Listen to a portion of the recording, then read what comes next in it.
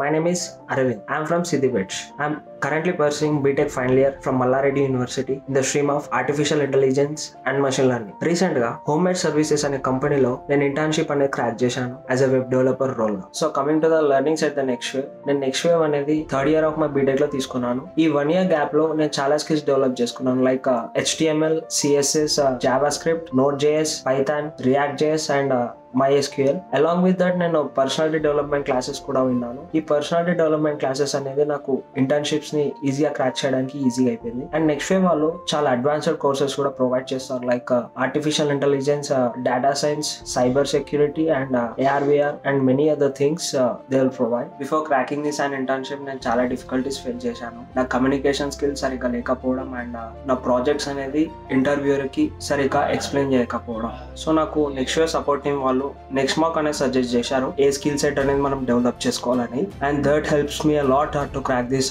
internship. And lastly, my suggestions to the fellow mates of next wave: don't demotivate yourself. Like if you fail in any interview, don't demotivate. Even I have failed in many interviews and I have motivated myself, and that makes me to crack this amazing internship. And lastly, be consistent by yourself. Thank you.